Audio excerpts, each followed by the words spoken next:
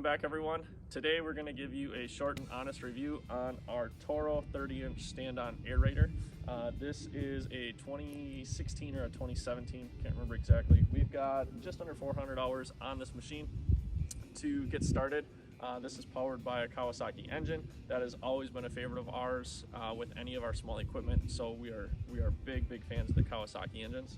The next thing that I'll talk about is that this machine, it does have the hydraulic and the transmission power to turn the wheels, but to control the tines and to actually turn the wheels, it is chain driven, chain and sprocket and bearing. And really, I guess to just get into the guts of this, like that's the biggest and only con to this machine, is the fact that it is chain and gear and bearing driven. Why that's a con is because it's kind of inevitable that when you're aerating, you're pulling up a lot of dirt, and that dirt gets into those chains, it gets into the bearings in those gears, and it'll cause them to fail. We can get about a season to a season and a half before we start have to replace one or two of those, or sometimes all of them.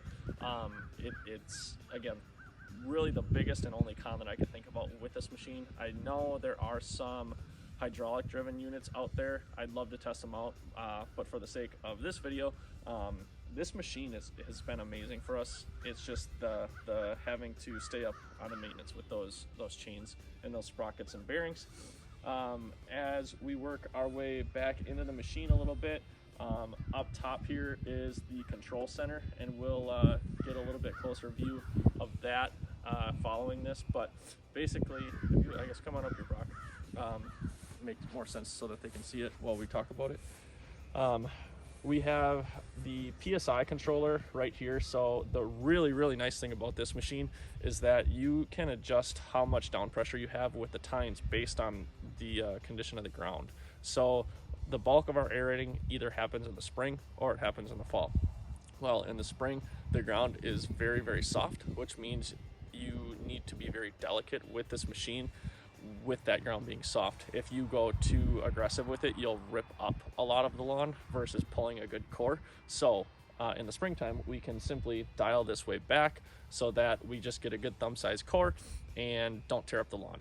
On the other side of that, in the fall time is when we do the next big round of aerating, and in Wisconsin in the fall, that ground starts to get a little harder as we approach winter. So what's nice is that we can crank that PSI back up so that we can get, again, a good thumb size core. Now, what's interesting in the fall time is that in the morning, the ground could be much harder than it is at, say, 1 or 2 in the afternoon. So to have that flexibility of range to control that PSI setting has been huge, and has allowed us to just give a really good aeration service with that. As you can see, we have hooked up some hand warmers on ours. That was actually really easy. A little toggle switch for a low, off, and high. Really the crappiest part about aerating in the fall is that it's cold. You're holding onto this metal bar. So we just simply threw some hand warmers on there, and it actually works really well. We got our PSI gauge here, and then electric start, pretty much like everything nowadays. If we come on back here, you can kind of see the inside of the actual part of the machine that does the work. We've got all of our tines in here. You can see the chains, the gears.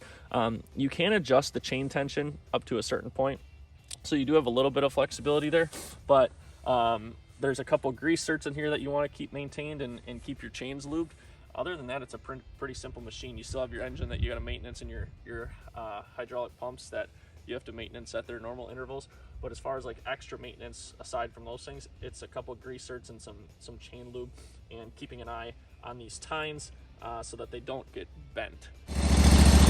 So down here is the pedal to put the tines up or down. So when we push this pedal down, this will engage the tines, and you can see up here, this is how many PSI we have going to the tines. So right now we're at a little over 300 PSI.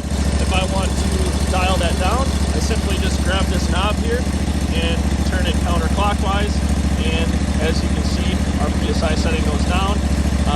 On the other side of that, if we turn it up, we can crank that PSI back up to wherever we need to be.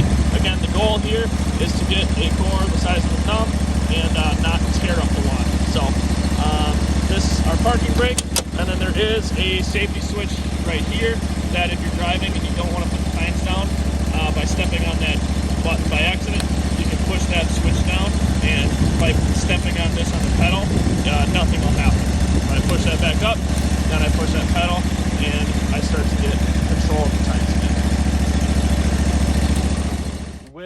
that, I think that kind of wraps this thing up. So again, there's a lot of really nice things about this. The biggest con would be just the fact that it is an aerator, it works in the dirt, and those chains and those bearings are in the dirt as well. Aside from that, it's a really nice machine. We've got some videos so you can see how it works and how just easy it is. We've used those walk behind aerators before, and if any of you have used those, you know that those are a workout. This is a super easy service to perform on this machine, and it allows you to do day after day versus having to feel like you just got worked out for 24 hours or for an 8-hour day. So thanks for tuning in. Hope you enjoyed this. If you have any questions, let us know. Thanks.